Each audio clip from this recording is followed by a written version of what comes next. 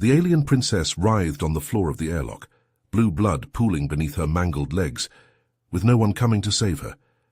No one except Arthur Carter, the lone human soldier on this godforsaken outpost.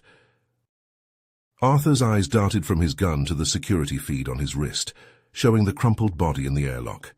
His gut churned as he recognized the regal clothing, the intricate jewelry, Una's royalty, on his doorstep, dying. Fuck! Arthur raced to the airlock, sidearm drawn. His finger hovered over the trigger as the door hissed open, revealing the broken form within. The princess lifted her head, antennae twitching. Mandibles clicked as she rasped, "Help me, please!" Then she went limp, unconscious. Arthur swallowed hard. This had to be a trap. The Unas were notorious xenophobes, shunning all human contact. For one of their elite to seek help from him, alone out here, it was unprecedented, unthinkable.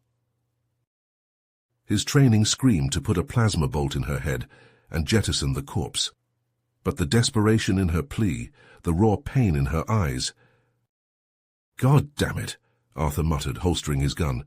He knelt and carefully gathered the princess into his arms, wincing as sticky blood coated his hands. The coppery scent filled his nose. He carried her into the cramped outpost, sealing the airlock behind them. The humming equipment and recycled air did nothing to calm his frayed nerves as he laid her on the medbay table. Working quickly, Arthur cut away her tattered clothing to assess the damage. Deep lacerations, compound fractures, internal bleeding. She needed surgery, blood, a real doctor. Things he didn't have. But if he didn't try, she would die, and with her any hope of the Unas not obliterating humanity for this unprecedented trespass.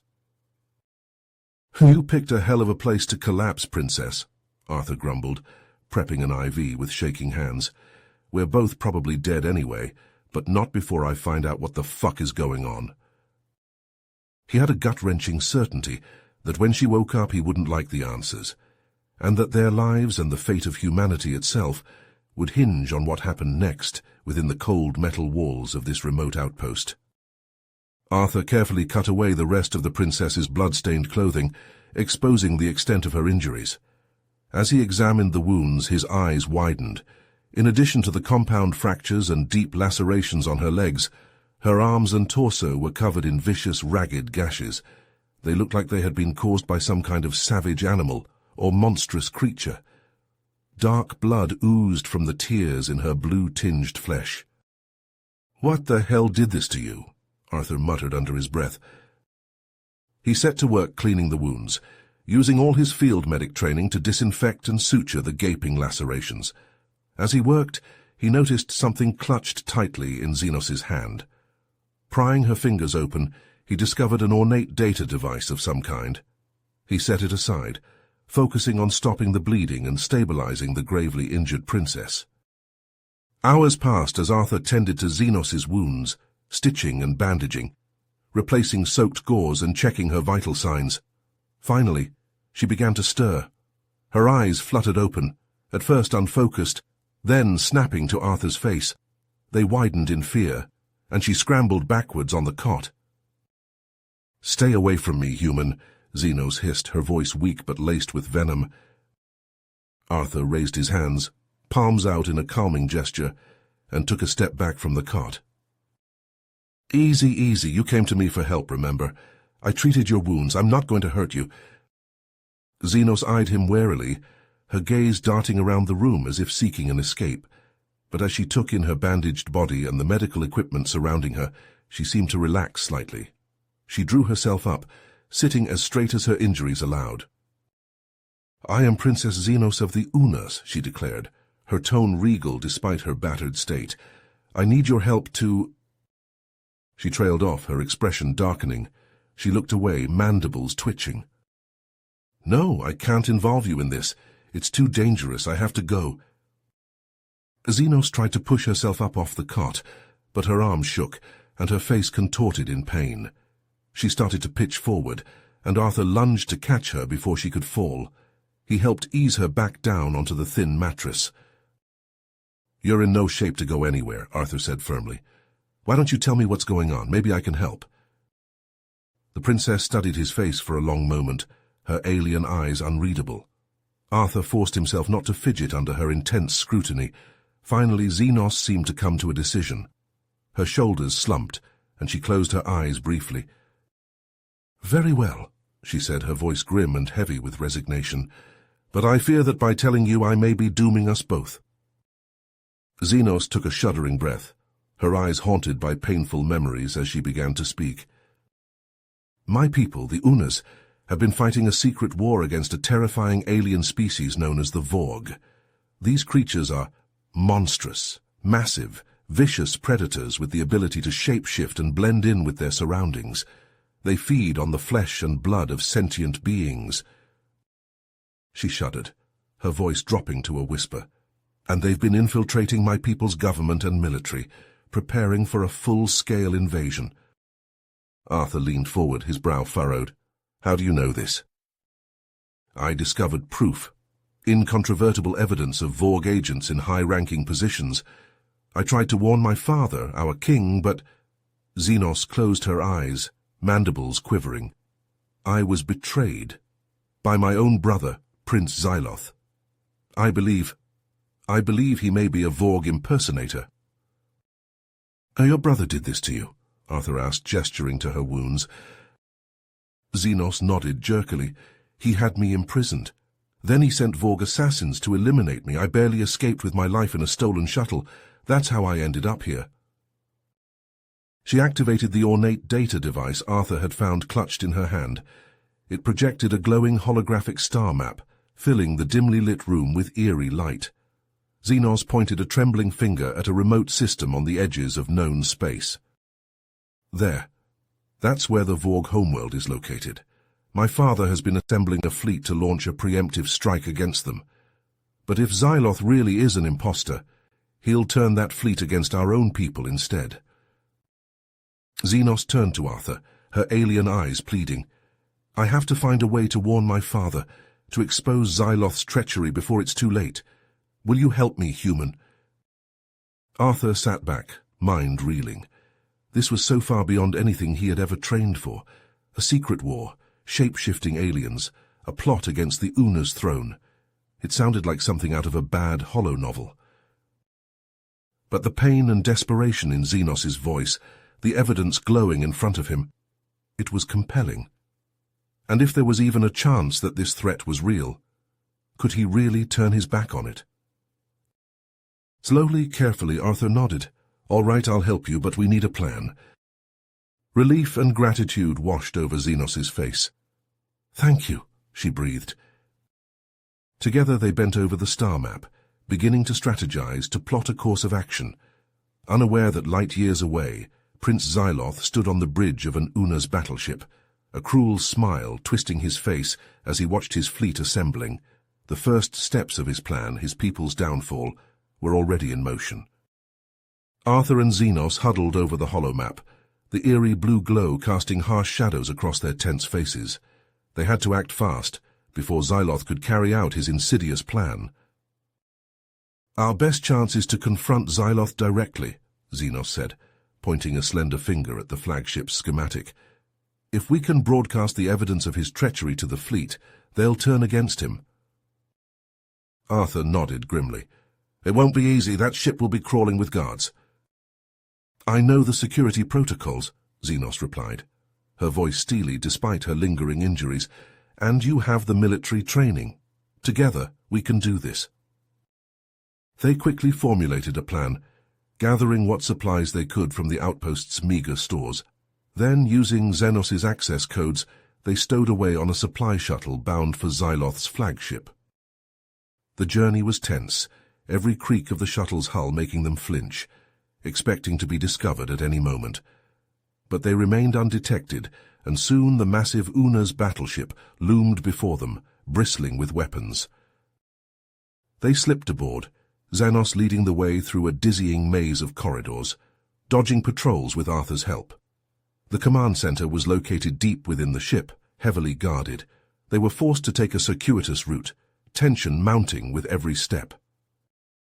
At last they reached the final stretch, The command center doors were just ahead, tantalizingly close. Xenos' heart pounded as she reached for the access panel.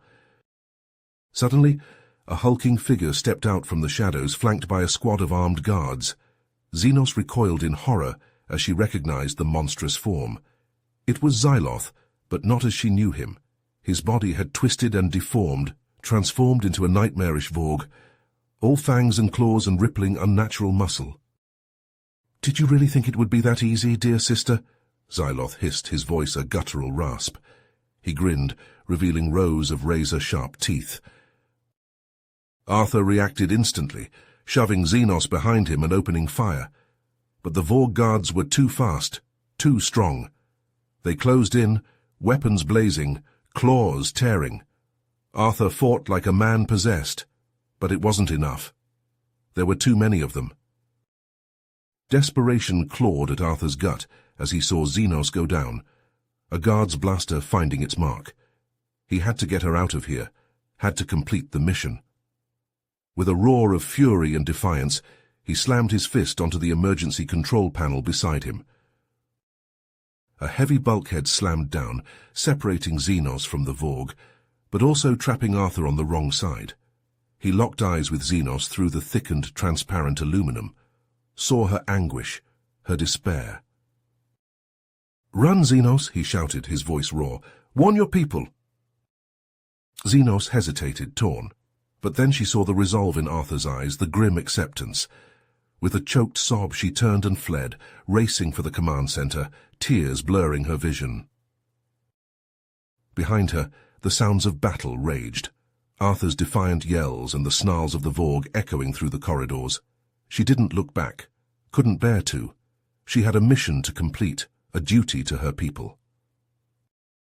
No matter the cost. Xenos burst into the command center, heart pounding, sweat slicking her blue skin. The guards lay dead outside, dispatched by her stolen blaster. She raced to the main computer console, taloned fingers flying over the controls. The holographic screens flared to life, displaying the evidence of Xyloth's treachery, the Vorg infiltration. Xenos broadcasted it to every ship in the Una's fleet, praying it wasn't too late. Chaos erupted on the screens. Ships broke formation, turned their weapons on each other, brother against brother, as the horrible truth sank in. Xenos ignored the pandemonium, fingers stabbing at the keys as she composed a desperate message to her father. "Father, Xyloth has betrayed us," she pleaded, her voice breaking. "The Vorg are coming. You must prepare for—" The command center door exploded inward, shards of metal scything through the air. Xenos whirled, blaster raised, then froze in horror. Xyloth stood in the smoking ruins of the doorway, his form rippling obscenely between Unas and Vorg. Purple blood oozed from a dozen wounds, but he hardly seemed to notice. His eyes, now reptilian slits, fixed on Xenos with pure malice. "You've ruined everything, sister," he snarled, stalking forward. Each step left bloody footprints on the deck. "But it doesn't matter. The invasion has already begun. The Unas will fall, and the Vorg will feast on their flesh." Xenos stood her ground, though every instinct screamed at her to run. She aimed her blaster squarely at Xyloth's head. "Oh, you underestimate our people," she said coldly, pleased that her voice didn't tremble. "And you underestimate the humans. They'll fight beside us, and together we'll stop you." Xyloth laughed, a horrid gurgling sound that spattered black ichor from his jaws. "The humans, they're weak, insignificant. They'll be the first to fall." "I wouldn't be so sure about that." The voice came from behind Xyloth. The Vorg spun, and Xenos gasped. Arthur stood in the ruined doorway, bloody and battered but very much alive. In his hand, a primed plasma grenade pulsed with deadly energy. Before Xyloth could react, Arthur charged forward with a roar. He tackled the monstrosity, grappling with tooth and claw. With a final, desperate effort, Arthur shoved the armed grenade down Xyloth's gaping maw. "This is for Xenos," Arthur growled into the Vorg's face, "and for all the other worlds you monsters have destroyed." Then he turned to Xenos, his eyes softening. Blood trickled from the corner of his mouth. "Get out of here, princess. Your people need you." His gaze hardened once more as he wrestled Xyloth to the ground. "This is my fight now." "Arthur," tears streamed down Xenos' face. She wanted to stay, to help him, but she knew he was right. With an agonized nod, Xenos turned and ran for the escape pods. Behind her she heard Xyloth's muffled screams, then a deafening explosion that rocked the entire ship. She didn't look back. She couldn't. If she did, she knew she would break. Xenos stumbled into an escape pod, sealing the hatch with trembling hands. As the tiny craft ejected from the dying ship, she finally allowed herself to weep for Arthur, for her brother, for all the lives lost and destroyed by the Vorg's hunger. But even as grief threatened to overwhelm her, Xenos knew she couldn't stop fighting. Arthur had bought them a chance with his sacrifice. Now it was up to her to make sure it wasn't in vain. The pod hurtled through the debris field of battling ships, towards the distant gleam of the Una's homeworld, towards the war that was only just beginning. In the days that followed, the Unas and humans united against the Vorg threat. Fleets of ships clashed in the void, while armies waged bloody war on a dozen worlds. Xenos fought on the front lines, rallying her people, leading them into battle again and again. The cost was staggering. Cities burned, entire colonies were lost. But step by blood-soaked step, the Alliance drove the Vorg back. Worlds were freed, enemy strongholds toppled, until finally, on a blasted corpse-strewn battlefield, the last of the Vorg fell to Una's blades and human guns. The war was over. The Vorg were defeated, their foul presence scoured from Una's space. But the scars they left behind would linger for generations. A month after the final battle, Xenos stood before a great monument, erected in the heart of the Una's capital. A towering statue of gleaming alloy, depicting a human soldier and an Una's princess, standing back to back against unseen foes. At the base of the monument, a sea of mourners stretched as far as the eye could see. Unas and human alike, united in grief and triumph. Xenos, now Queen of the Unas, stepped forward to place a wreath at the foot of the statue. As she did, her eyes traced the human soldier's noble features, so lovingly carved. "Thank you, Arthur," she whispered, her voice raw with emotion. "Your sacrifice will never be forgotten. We will tell your story, and the story of all who fell, for generations to come." She stepped back, head held high despite the tears that slid down her cheeks. The war was over, but the alliance it had forged, through shared blood and loss, would endure. The Unas and the humans would stand together, guardians against the darkness. But even as the memorial continued, even as songs of victory echoed through the city streets, Xenos couldn't shake a creeping sense of unease. For in the deepest shadows, in the darkest corners of the galaxy, the scattered remnants of the Vorg lurked still, beaten but unbroken, waiting for their chance to rise again. Xenos knew with a cold certainty that settled in her bones that this was only the beginning, that the war against the Vorg, the war for the very soul of the galaxy, was far from over. She turned from the monument, facing the ranks of battle-scarred warriors, human and Unas alike. Her people, her responsibility. "We've won a great victory," she declared, her voice ringing across the plaza. "But we cannot rest, cannot relax our guard. The Vorg are still out there, and they will not stop until—" You have reached the end of the story. If you enjoyed this story and want to support us, please leave a like and subscribe to our channel, and for every comment that says 88, I will heart every single one of them. Thank you for your time.